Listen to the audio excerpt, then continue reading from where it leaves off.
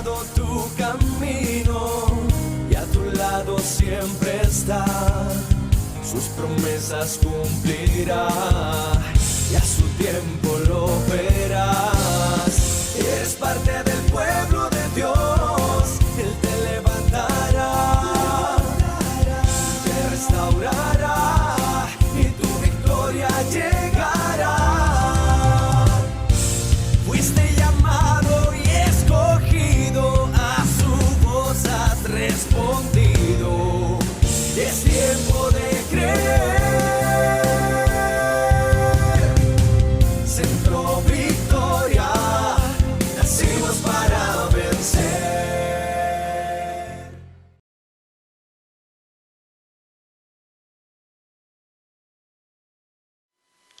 Dios le bendiga, amada iglesia, Centro Victoria en Costa Rica, y a todos nuestros pastores, en especial nuestro pastor Yamil Jiménez. Le enviamos un abrazo fraterno en el nombre del Señor Jesucristo y por supuesto a todos los pastores de Centro Victoria en todo el mundo. Su servidor, mi nombre es Olivier Leiva, pastor de Centro Victoria en la ciudad de Nashville, en Tennessee, donde Dios nos está permitiendo continuar este trabajo, esta obra del reino de Dios en esta tierra. Así que estamos agradecidos con Dios por esta oportunidad que nos ha dado Dios y nuestro pastor de enviar este precioso saludo en el nombre de Jesús. Quiero dejarles esta cita bíblica, Isaías 32, verso 17, en medio de todo lo que estamos viviendo en el mundo de hoy. ¿Cuál será el efecto? Dice el Señor, y el efecto de la justicia será paz, y la labor de la justicia reposo y seguridad para siempre. Y mi pueblo habitará en morada de paz, en habitaciones seguras y en recreos de reposo. Un abrazo fraterno y ánimo para adelante en Cristo Jesús el Señor. Gracias por su apoyo, sus oraciones y su amor incondicional. Mi esposa Sandra. Recordándoles con mucho cariño, abrazos a la distancia y los queremos mucho. Amén.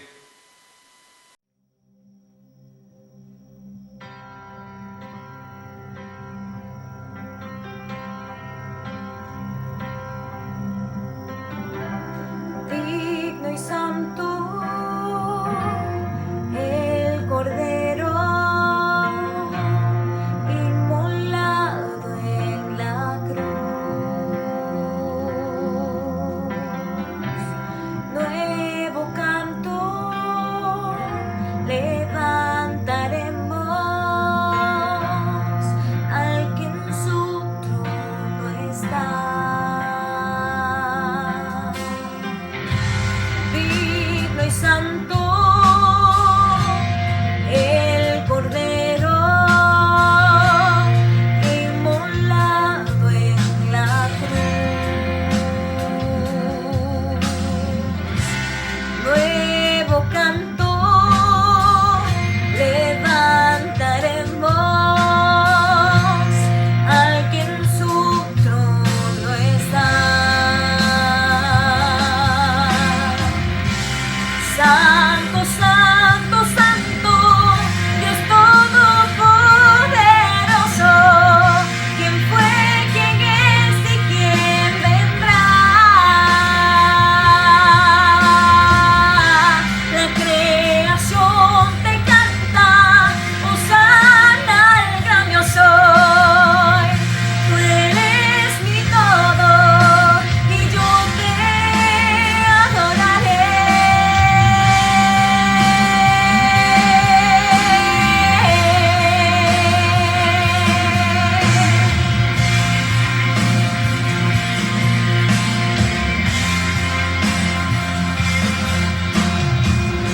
De un arco iris está vestido, tu voz resuena como los truenos.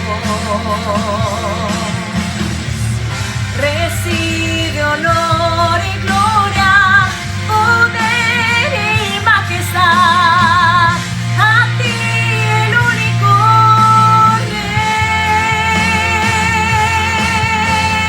Rey. Santo, santo, santo, Dios todopoderoso, ¿quién fue, quién es y quién vendrá? La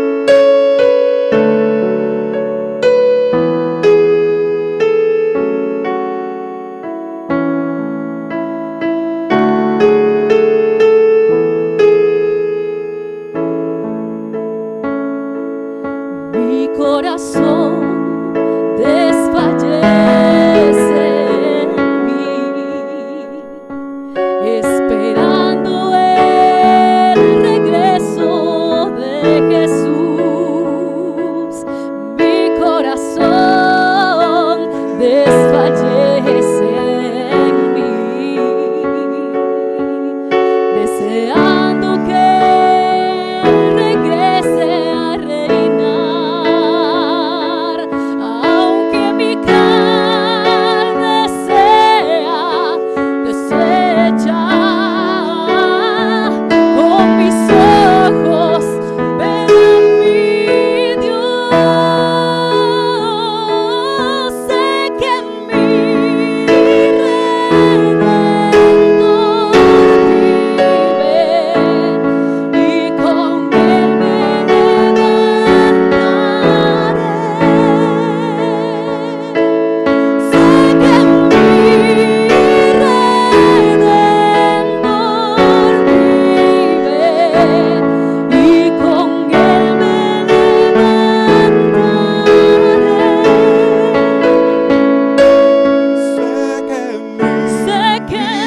Redentor vive y con él me levantaré.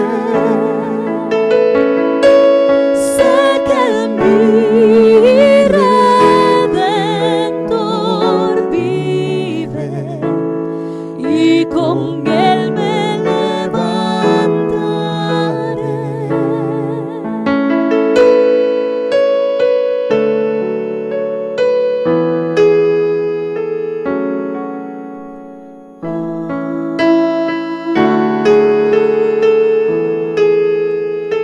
Sé que mi Redentor vendrá por mí y con él me levantaré.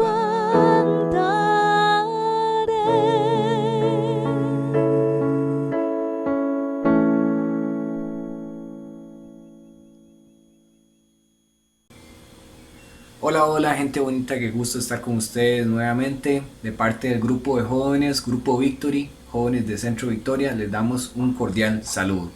Ahora nos vamos a preparar para escuchar la palabra de Dios a cargo de nuestro pastor, así que vamos a declarar juntos lo que creemos en esta iglesia. La Biblia es la palabra indestructible de Dios. Yo soy todo lo que ella dice que soy. Yo tengo todo lo que ella dice que tengo. Yo puedo hacer todo lo que ella dice que puedo hacer. Y en este día una semilla poderosa será plantada en mí. Hola amigas y amigos, bienvenidos una vez más a su canal, Producciones Centro Victoria. Damos gracias a ustedes por su fidelidad, gracias a Dios por tenerlos a ustedes sanos y bendecidos y con deseos de seguirnos cada semana en esta aventura de compartir y exponer la palabra maravillosa del Señor, de estudiar un poquito este libro extraordinario, fuera de serie, sobrenatural, que es la Biblia.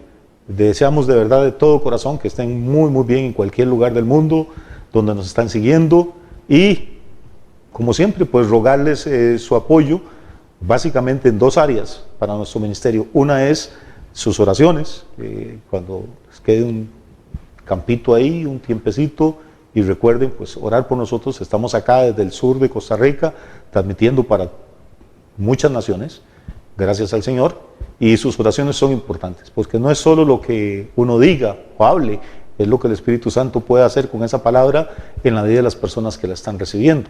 Pues esa es la primera forma de ayudar. La segunda forma es igualmente importante, es que usted comparta con sus contactos, con sus amigos, con personas que puedan estar interesadas o que usted crea que pueden estarlo, que comparta este link y esta dirección en YouTube, y que cada día más y más personas se puedan suscribir y unirse a esta red, que ya somos varias miles de personas en el mundo entero, que semana a semana nos reunimos para compartir a través de la red el mensaje eterno del Evangelio. Muy bien, en esta ocasión vamos a prepararnos para disfrutar de una media hora o unos 40 minutos haciendo algo que la mayoría de los seres humanos nos encanta, y es hablar de otras personas. Vamos a hablar de un hombre muy especial, de una personaje al que yo admiro muchísimo, y es un personaje bíblico. Y la Biblia está llena de caracteres fuera de serie, de hombres y mujeres extraordinarios, de gente que marcaron la historia, que hasta el día de hoy sus vidas siguen causando un impacto en la vida de millones de personas. Y en cada iglesia católica, protestante, en cada grupo donde la Biblia ocupa un lugar importante, pues las personas tienen sus hombres o mujeres que son sus favoritos, es los personajes favoritos. Para algunos es Moisés, que fue el dador de la ley. Para otros es Abraham, que fue el padre de la fe. A otros admiran a David, que era un tipo, bueno, David era un personaje, vamos a ver, dice la Biblia que era apuesto. Cuando el Espíritu Santo dice que alguien era guapo, pues debe haber sido una persona muy atractiva. Pero aparte de eso era talentoso, era un tipo que danzaba, era un tipo que tocaba instrumentos, era un tipo que escribía canciones, era un guerrero extraordinario. Era un hombre inmensamente rico. Entonces para muchas personas David era, un modelo de hombre digno de imitar. Otras personas tal vez pondrán su atención en Salomón, el hijo de David. Salomón, que no era un guerrero, pero era un personaje con una sabiduría, con una capacidad para discernir, para juzgar, admirable. De hecho, la Biblia dice que era el más sabio de todos los hombres, y hay personas que anhelan y que aman y que admiran la sabiduría. Entonces para ellos pues Salomón será pues esta persona.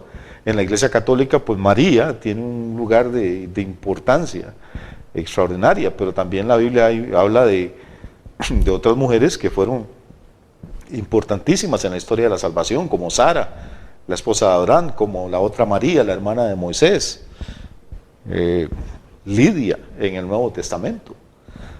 Entonces hay personajes para todos los gustos. A alguna gente le encanta Pablo, por ejemplo. Pablo era un hombre también, como les dijéramos, polifacético. Pablo nació en lo que hoy es Turquía, entonces debería haber hablado turco, pero era judío, entonces tenía que haber hablado hebreo, pero los judíos de esa época hablaban arameo, entonces tiene que haber hablado arameo y leer el Antiguo Testamento en hebreo. Era ciudadano romano, entonces casi seguro que hablaba latín, escribió sus cartas en griego, un tipo que viajó como poquísima gente en su época había viajado, continentes enteros, tuvo aventuras en barcos, en caminos. Pablo, con un hombre con una mentalidad extraordinaria, el organizador de la iglesia. Otros admiran a Pedro. Pedro era, como dijéramos, era una persona impulsiva, con un carácter recio, con una lealtad a toda prueba, dedicado, enamorado de Jesús. Repito, la Biblia habla de hombres y mujeres que causan admiración, que atraen la mirada de uno, y uno dice, caramba, a mí me gustaría ser siquiera un poquito parecido a este hombre o a esta señora. Y cada uno, por razones personales, pues tiene su personaje favorito. Mi personaje favorito, y esto no fue así al principio mi personaje favorito era Pedro, porque Pedro como que se parece más a lo que uno es. Pedro cometía errores, hablaba cuando no debía, hablaba más de lo debido en ocasiones, tenía un temperamento bastante colérico, sanguíneo, muy impulsivo, y yo me pude identificar con Pedro. Pero cuando empecé a leer la Biblia un poco más a fondo, descubrí que hay un hombre en el Nuevo Testamento, y lo voy a decirles de una vez, que se llama Juan el Bautista, que según los cánones, no de los creyentes, sino del Señor Jesucristo, es el hombre más importante que ha existido. Pensemos en esto, Juan el Bautista. Es probablemente la última figura que a uno se le ocurriría elegir como mi personaje favorito. Juan era un personaje extraño. En la Biblia hay hombres que hicieron cosas fuera de serie. Hay un Elías que hizo descender fuego del cielo.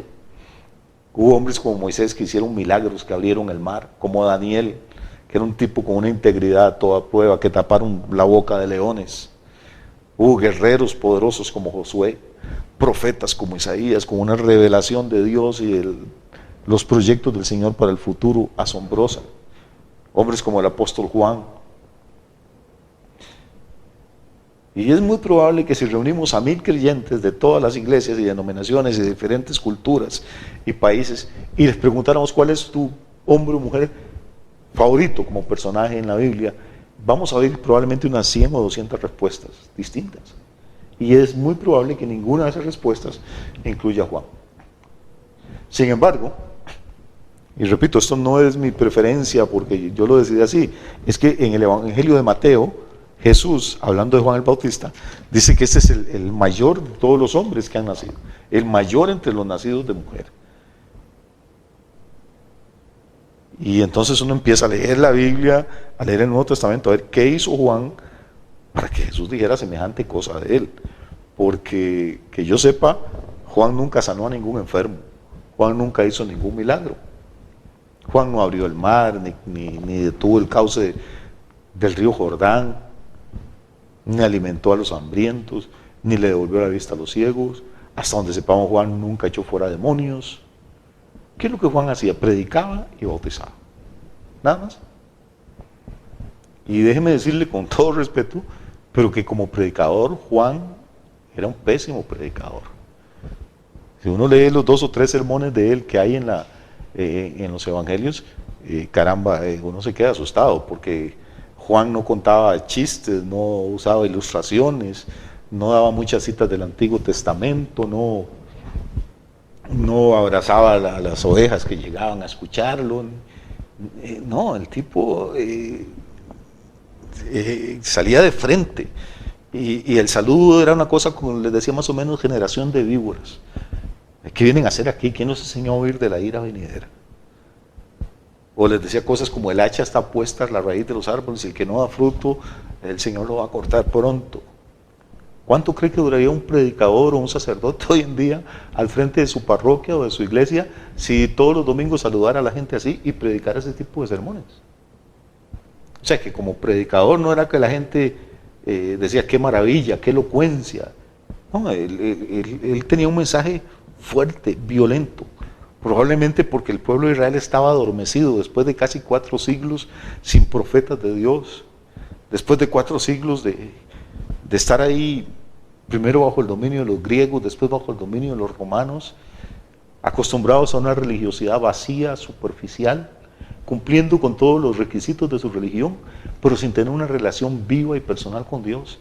Esta gente lo que necesitaba no era que le acariciaran la cabeza y que le dijeran qué bien que están, Dios los ama mucho, sino que necesitaban un mensaje que los sacudiera hasta las raíces, hasta el cimiento, hasta las entrañas, que los hiciera recapacitar. Ahora, si nos ponemos a pensar en la apariencia personal de Juan, caramba, él había hecho un voto de nazareo, de no cortarse el cabello, de no cortarse la barba. Dice la Biblia que vestía con una túnica de piel de camello. ¿Usted puede imaginarse lo que es eso? Era un tipo extraño.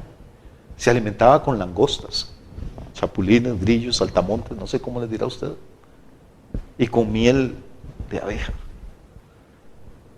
No era una persona de... No conocemos ningún amigo. No conocemos que tuviera una vida de familia. Salió del desierto cuando tenía como 30 años de edad con un mensaje que era como fuego, que era como un mazazo en la conciencia adormecida por la religión de los israelitas. Era él diciéndoles: no se confíen, no digan que son hijos de Abraham, que Dios, si quisiera levantarle hijos a Abraham, se los levantaría hasta estas piedras. No se crean tan especiales. Ustedes necesitan prepararse, arrepentirse, bautizarse, enderezar sus caminos, cambiar sus actitudes.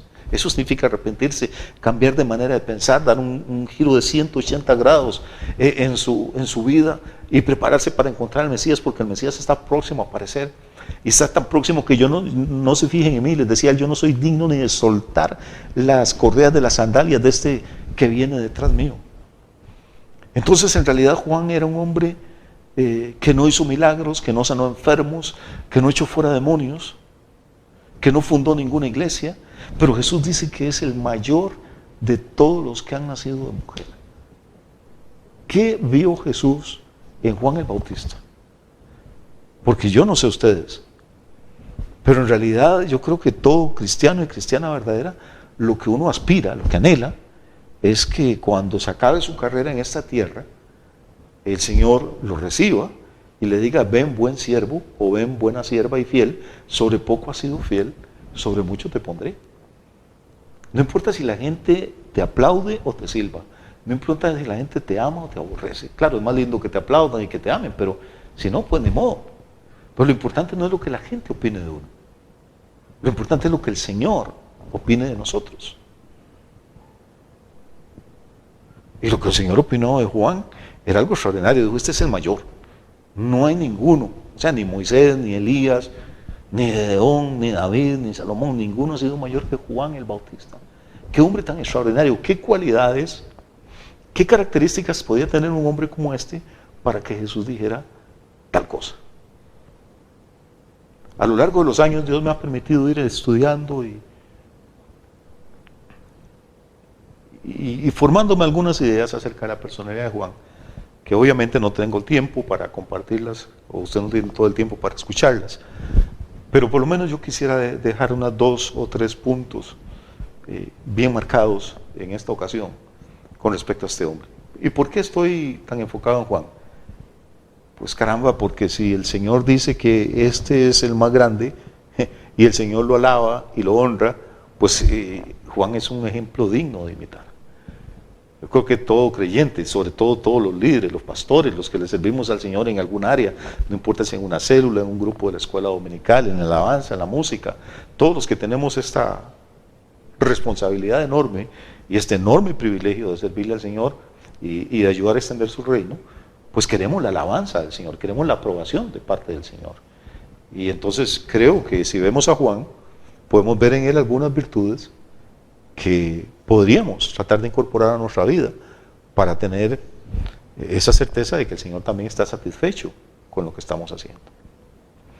La primera cosa que yo veo en esto está en el Evangelio de Juan, capítulo 1.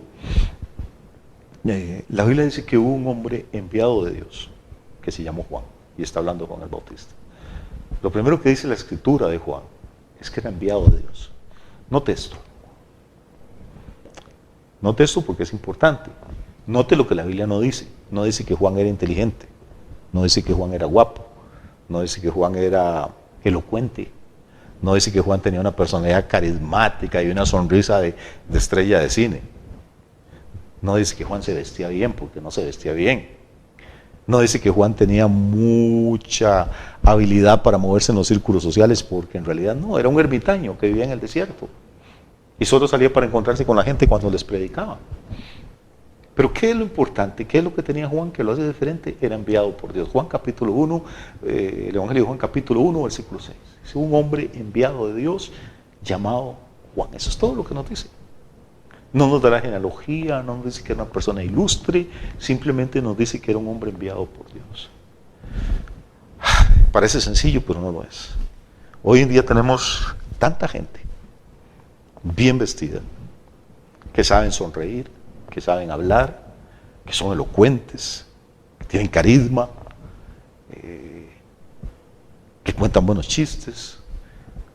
Tenemos tantísima gente en los púlpitos y fuera de los púlpitos que quieren hacer cosas para Dios, que quieren cantar, que tocan la guitarra o los instrumentos maravillosamente bien, que tienen una voz como los ángeles. Pero a pesar de tanta gente, con tantos dones y tantas habilidades, no estamos viendo el fruto que deberíamos ver. Y sospecho, y puedo estar equivocado, pero sospecho que una de las razones por las que tenemos mucha gente que no ha sido enviada por Dios, que fue nombrada por otros hombres, que se promovieron a ellos mismos, que están ahí por el ego, por una recompensa económica, pero no porque tengan una convicción absoluta de que Dios los ha llamado a hacer lo que están haciendo. Porque amigo y amiga, si Dios te llamó al ministerio que estás ocupando, no hay poder en este planeta, no hay demonio en el infierno que te pueda arrancar de ahí. Y uno se da cuenta a veces dentro de las iglesias que hay luchas de poder. El músico no quiere que otro músico nuevo toque el instrumento o se integre a la banda porque sabe que toca mejor que él, o no quiere que uno que llegó nuevo cante porque tiene mejor voz y entonces él se va a sentir desplazado. O el predicador, el pastor de la iglesia se da cuenta que uno de los jóvenes Dios lo está usando y predica muy bien, entonces jamás le va a dar el púlpito por miedo a que lo sustituya y a que lo vaya a reemplazar y se quede sin trabajo. Amigo, eso es la carne. La carne no es solo la borrachera ni el adulterio. La carne es ese afán de promovernos a nosotros mismos. La carne es ese temor de que aparezca alguien mejor que yo y me quite de lo que estoy haciendo. Déjeme explicarle algo. Si Dios te llamó a hacer lo que estás haciendo, no hay poder en este planeta, no hay demonio del infierno que te pueda quitar de ahí. Si fue Dios el que te puso. Si tienes la convicción absoluta de que el Señor te llamó a hacer lo que estás haciendo, cada vez que se levanta alguien que hace la cosa mejor que nosotros, nos alegramos. Nos sentimos bendecidos de que se levanten músicos más talentosos, cantantes con voces mejores para alabar a Dios, predicadores más ungidos y con más revelación de la palabra que nosotros. Esa es nuestra tarea. Nuestra tarea no es ser la estrella solitaria que se siente amenazada, que se siente celoso, sino más bien ayudar a otros. Es como ser una escalera para que otros puedan subir y subir a nuevas alturas del ministerio, a nuevos niveles de revelación, a nuevos niveles de unción, a nuevos niveles de servicio. Pero solo hombres y mujeres que tienen la convicción de que Dios los llamó a hacer su trabajo son los que pueden hacer eso, y Juan era uno de esos. Juan no tenía miedo de decir, no se fijen en mí, viene otro que es más poderoso que yo, viene otro que tiene una unción extraordinaria. Además, yo ni siquiera soy digno de ser el esclavo de ese hombre. Es tan poderoso, es tan santo, que yo ni siquiera me atrevería a arrodillarme para tocarle las correas de las sandalias. ¿Por qué Juan podía hacer eso?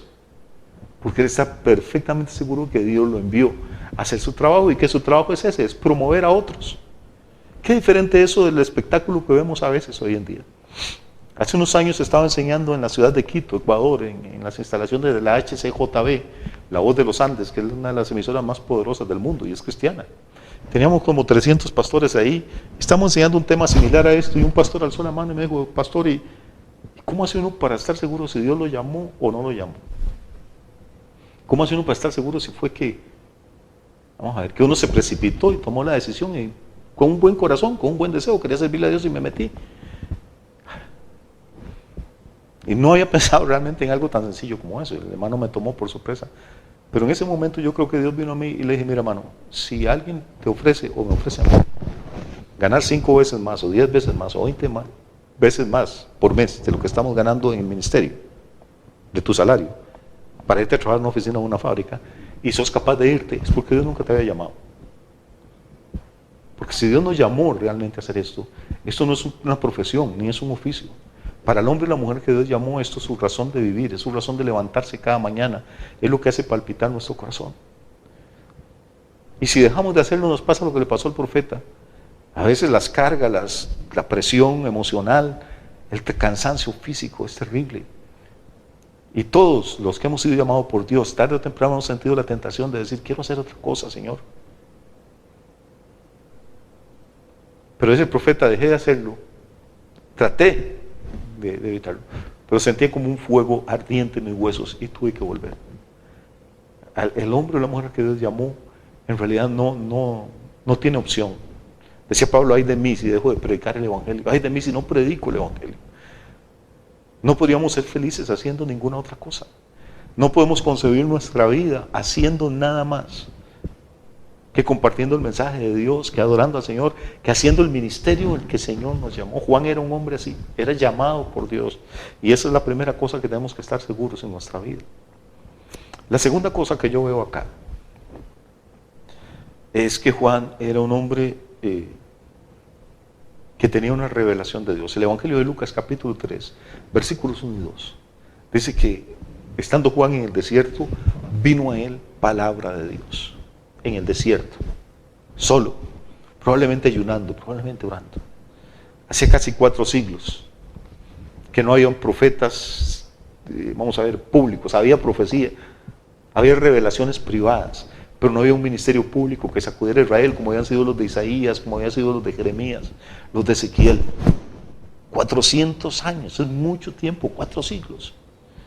Y de pronto un día se abren los cielos y aquel hombre extraño, vestido con una piel de camello, probablemente en una cueva allá en el desierto, empieza a oír la voz del Espíritu. Es decirle, levántate, llegó tu tiempo, yo te envío, es hora de que vayas a la casa de Israel y es hora de que anuncies y prepares el camino porque mi hijo está ya para ser manifestado. Juan tenía oído espiritual, pudo oír la voz del Padre, vino palabra de Dios a Juan. Amigo, amiga, el mundo está cansado de religión, el mundo está cansado de iglesias que juegan de religión, de iglesias que tienen culto semana tras semana donde no pasa nada, donde no ocurre nada, a oír las mismas historias, a oír los mismos versículos, a oír los mismos cuentos, los mismos testimonios. La gente sacrifica su tiempo de descanso, sacrifica su día de descanso para ir al templo a buscar pan del cielo, pan fresco, a buscar una palabra revelada. Juan tenía eso, no era una palabra bonita, vamos, no era una palabra atractiva. Juan no le acariciaba la cabeza a la gente, no les halagaba el oído. La gente no necesita que estemos en el púlpito diciéndole que son buenos, ni que son bonitos, ni que Dios los va a sanar y va a prosperar y les va a dar una esposa guapa, hijos obedientes. Eso que se predica tanto hoy en día, eso no es el evangelio. Eso es un baratillo, eso es una oferta, eso es la predicación de las gangas. Eso es decirle a la gente, alce la mano y todo lo que está mal en su vida se va a arreglar. O venga aquí al frente, o yo voy a orar por usted. Y como por arte de birlibirloque todo va a ser transformado, como que yo digo abra cadabra, y no, eso no es así. Eso no es el evangelio. El evangelio no es predicar lo que la gente quiere oír. El evangelio es predicar lo que Dios quiere que la gente oiga, lo que Dios sabe que la gente necesita. La necesidad de convertirse de todo corazón a Dios, la necesidad de tener un compromiso radical con el reino, la necesidad de dejar esa religiosidad, esa tibieza espiritual que ha venido matando a la última generación de creyentes y volver a sentir el fuego de Dios, la pasión por las cosas de Dios. La gente intenta volver a enamorarse de Jesús, volver a enamorarse de su iglesia local, volverse a enamorar apasionadamente de las almas de los perdidos. Necesitamos entender algo. En la época de Juan el Bautista, Jerusalén tenía uno de los templos más hermosos y lujosos del mundo. Jerusalén tenía docenas de sinagogas con bancas de cedro, con edificios súper cómodos, con maestros entrenados para predicar, con doctores de la ley, con sacerdotes que tenían una tradición ya de más de 1000 años oficiando en el templo. Había una oferta de servicios religiosos impresionante en Jerusalén. Pero qué interesante, cuando Juan el Bautista predicaba, Jerusalén quedaba vacía. La gente dejaba de ir al templo, dejaba de ir a las sinagogas y caminaban hasta el desierto, hasta la ribera del río Jordán. Se sentaban en las piedras bajo un sol de verdad quemante. Ahí había insectos, probablemente había escorpiones, alacranes, animales. La gente tenía que sentarse sobre rocas afiladas o en el mero suelo para oír a este hombre. Dice que la muchedumbre salía al desierto a escuchar a Juan. Esto es un fenómeno. ¿Y sabe qué es el fenómeno? Que Juan tenía algo que no tenían ni los rabinos, ni los maestros de la ley, ni los escribas, ni los fariseos, ni los saduceos, ni los sacerdotes en el templo. Juan tenía una palabra fresca, autoritativa, revelada por Dios. Voy a contarles esto, la persona, el ministro, la mujer, el hombre de Dios, en esta época que estamos viviendo, de tanta flojera, de tanta tibieza, de un evangelio tan sin compromiso, de un evangelio que pretende no ofender a nadie, que pretende no molestar a la gente, no exigirle mucho, de un evangelio que en realidad se parece, pero no es el evangelio. En esta época el hombre o la mujer que haya sido enviado por Dios y que tenga una palabra revelada por Dios,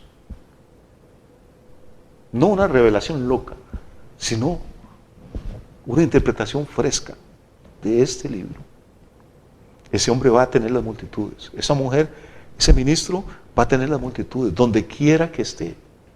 Lo importante no es tener un templo súper lujoso con aire acondicionado. La gente no necesita eso, ya tienen aire acondicionado en la oficina y en el carro y en la casa. Lo importante no es tenerles unas bancas cómodas para que descansen, ya tienen el asiento de cuero de su carro, ya tienen el sofá en la casa, tienen la silla de comedor. La gente no necesita tanto chiste ni entretenimiento, para eso tienen la televisión. La gente necesita una palabra de Dios.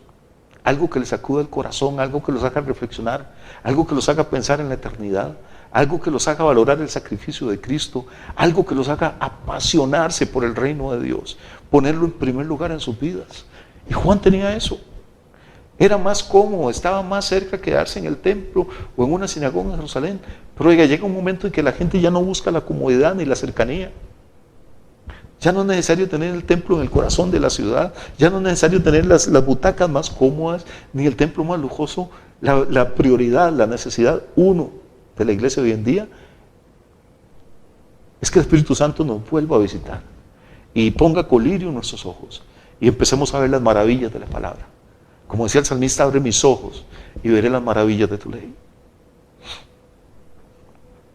Juan tenía entonces un llamamiento de Dios y tenía una palabra de Dios.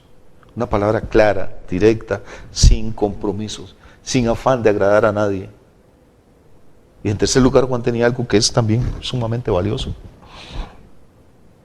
Juan era un hombre humilde.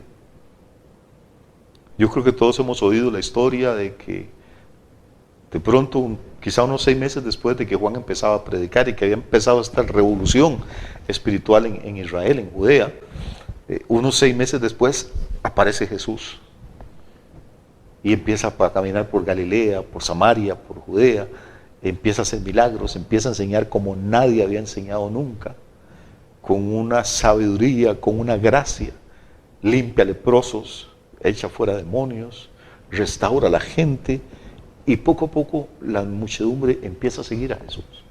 Y dentro de esa gente que empieza a seguir a Jesús, muchos habían seguido a Juan. Pero imagínense, entre tener a Juan el Bautista con todo y lo íntegro y lo espiritual que era, y tener a Jesús acá. Si usted tuviera a los dos maestros, ¿por cuál se inclinaría? Jesús multiplicaba los panes. Jesús calmaba las tormentas. Juan no hizo ningún milagro. Jesús contaba parábolas extraordinarias. Juan no sabía eso. Entonces muchos discípulos de Juan empiezan a irse detrás de Jesús. Y al final queda un núcleo pequeño, un remanente. Y uno de sus discípulos, probablemente alguien muy fiel, le dice: Maestro, ese Señor Jesús que tú presentaste al público nos está quitando la membresía, la gente se está yendo con él, ¿qué hacemos? Y en ese momento Juan alcanza una altura espiritual extraordinaria.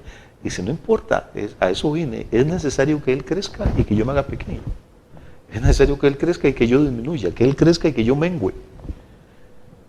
¿Cuántos de nosotros tendríamos esa actitud? ¿Cuántos de nosotros, si se nos van personas para otra congregación, podríamos decir: bueno, no importa, están allá mejor que lo que estaban conmigo?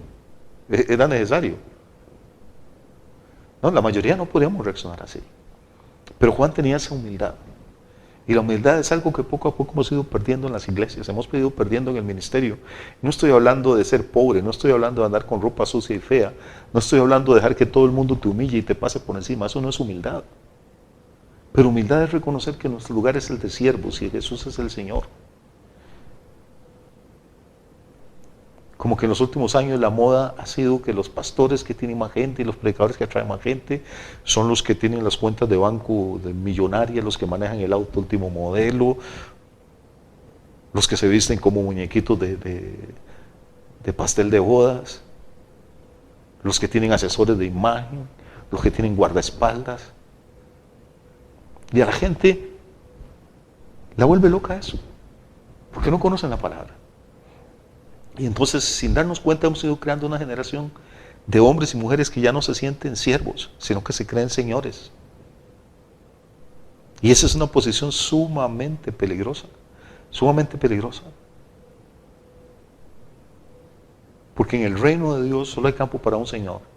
Todos los demás, no importa si tienes una iglesita con 5 miembros o una con 5,000 o con 50,000, todos los demás nada más somos siervos. Y de una u otra manera tenemos que irnos haciendo pequeños, porque entre más pequeñitos nos hagamos nosotros, más grande va a ver la gente de Jesús. Pero yo me temo que últimamente ha habido ministerios que han crecido tanto, que crecieron tanto, que la gente solo puede verlos a ellos y no puede ver al Señor detrás. No puede ver la compasión de Dios, no puede ver la humildad de Jesús, no puede ver el amor de Dios, no puede ver la pasión de Dios por los perdidos. porque nos quedamos en los trajes, en el auto, en el maquillaje, en las luces, en las cámaras, en las máquinas de humo, en la música estrambótica, en los juegos de luces en el escenario. Y perdimos de vista cuál era nuestro lugar. Juan nunca lo perdió de vista. Cuando tenía la muchedumbre, él dijo: yo no soy digno siquiera de soltar la correa de su sandalia. Tenemos entonces un hombre enviado por Dios. Tenemos un hombre con una palabra de Dios, con una revelación, pero tenemos un hombre que ni su llamamiento ni su revelación hacen que se le vayan los humos a la cabeza, sino que se mantiene humilde, respetuoso, y dice: es necesario que él crezca, pero que yo mengue. Cuarto lugar,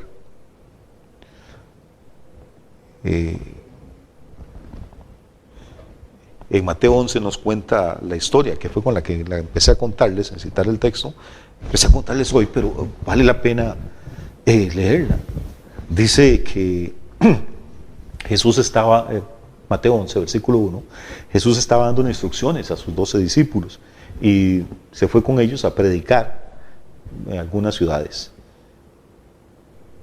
Y Juan, el Bautista, había sido encarcelado por Herodes. Esa familia, Herodes, fue una espina para la iglesia primitiva. Fue una espina en el costado. Este Herodes había encarcelado a Juan. Y Juan no se preocupó.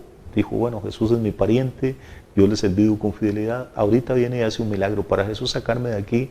Un hombre que calma las tempestades, un hombre que multiplica el pan, que multiplica los peces. Sacarme de la cárcel, eso no tiene ninguna dificultad. Ahorita me saca.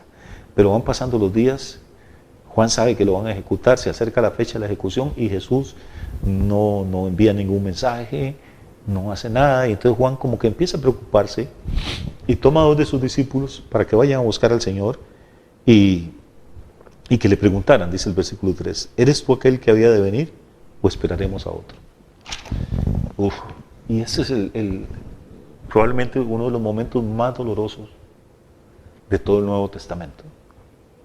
Pensemos en quién era Juan realmente. Juan era un hijo milagroso, había nacido de una madre estéril. Juan había sido anunciado por el profeta Malaquías, que había dicho: aquí yo envío mi mensajero delante de tu faz. Había sido anunciado por el profeta Isaías en el versículo 40 de su libro, cuando dice: yo soy la voz que clama en el desierto. Juan era el hombre que dio testimonio de Cristo ante todo Israel. Juan fue el hombre que bautizó a Jesús, que lo tuvo en sus manos en el río Jordán, y en ese momento tuvo una experiencia única. Ninguna otra persona en este planeta ha tenido una experiencia física, sensorial, con las 3 personas de la Trinidad al mismo tiempo. Juan estaba bautizando al Hijo y oyó la voz del Padre que decía: este es mi Hijo, amado, en quien tengo complacencia. Y vio que el Espíritu Santo descendía como paloma sobre Jesús. Entonces en ese momento Juan tocaba al Hijo, oía al Padre y veía al Espíritu. Juan fue el que señaló a Jesús delante de todo el pueblo de Israel y dijo: este es el Cordero de Dios que quita el pecado del mundo. Pero ahora Juan está en problemas, está en la cárcel, no tiene libertad para predicar. Sus discípulos han estado desertando, le quedan pocos. Jesús no da señales de preocuparse por él. Y entonces se impacienta, se desanima y toma 2 de los leales, les busquen a Jesús y pregúntenle por favor si fue que yo me equivoqué. Qué terrible. Pregúntenle si él es el Mesías que esperábamos, el que había de venir, o si me equivoqué al señalarlo y tengo que esperar a otro. Yo no quiero ni imaginar lo que podía sentir Juan en ese momento. Qué terrible depresión, qué terrible tristeza, angustia debe sentir uno, como decir: ¿y si me equivoqué? ¿Y si desperdicié mi vida y ese no era? ¿Si oí mal la voz del Señor? ¿Cuántas cosas habrán cruzado por la mente de Juan en aquella celda? Este no era un cristianito de azúcar de los modernos. Este era un hombre de ayuno, era un hombre de oración, era un tremendo hombre de Dios. Pero llega el momento en que su fe flaquea. Llega el momento en que su mente le juega una mala pasada. Dice: bueno, si Jesús es tan poderoso como yo creía, y si es el Mesías, ¿por qué va a dejar que estos servidores de los romanos, de estos imperialistas paganos, vengan y me asesinen? No puede ser. Pregúntenle a ver si es que me equivoqué o tengo que esperar a otro. Y le preguntan a Jesús en público. Ese era el momento de que Jesús se volviera a sus 2 discípulos y les dijera, vaya, dígale a Juan que no sea incrédulo. Vayan y le dicen a Juan que qué le pasa, que en qué está pensando, que cómo se le ocurren esas tonterías, que no sea bobito. Pero no, hermano, Jesús les dice, véanme, estoy sanando enfermos, estoy haciendo las cosas que se supone que hace el Mesías. Vayan y le dicen a Juan que bienaventurado, feliz, dichoso, el que no encuentra tropiezo en mí. Y cuando los 2 discípulos se van, Jesús empieza a hablar de Juan.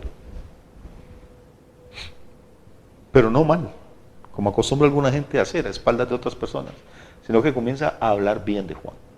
Y no solo hablar bien de Juan, es precisamente en Mateo 11, versículo 11, donde Jesús dice, de cierto os digo, entre los que nacen de mujer, no se ha levantado otro mayor que Juan el Bautista. O sea, el momento en que Juan está más bajo anímicamente, es cuando Jesús habla las palabras más gloriosas sobre él. Hermano, amigo, puede que en este momento tu fe esté tambaleando, puede que en este momento te sientas deprimido o deprimida, puede que en este momento sientas que el Señor te abandonó y que no se acuerda de ti. Pero es que nuestra relación con Dios no depende de cómo nos sentimos, depende de la fidelidad de Él. Juan el Bautista se sentía fatal, pero Jesús, en vez de ponerle el pie encima y maltratarlo, empezó a hablar palabras de bendición, palabras de alabanza, de exaltación. Servimos a un Dios que cuando estamos debilitados, cuando estamos temerosos, cuando estamos angustiados, no nos pone el pie encima para reprocharnos nuestra falta de fe, no nos critica por nuestra incredulidad o nuestros temores o nuestras dudas, sino que cuando creemos que somos más débiles, es cuando Él empieza a hablar las palabras mejores sobre nosotros. Y esas palabras van a sanar tu alma, y esas palabras te van a dar la fe que necesitas y la fuerza que necesitas para salir adelante. La prisión no será eterna, las deudas no serán eternas, la enfermedad no será eterna, la depresión no será eterna. Pero la palabra del Dios al que servimos es eterna y permanece por los siglos de los siglos. Y esa palabra, para terminar en esta ocasión, no solo dice que Juan el Bautista es el mayor de los que habían nacido, sino que el versículo 11 de Jesús termina diciendo, pero el más pequeño en el reino de los cielos, mayor es que él.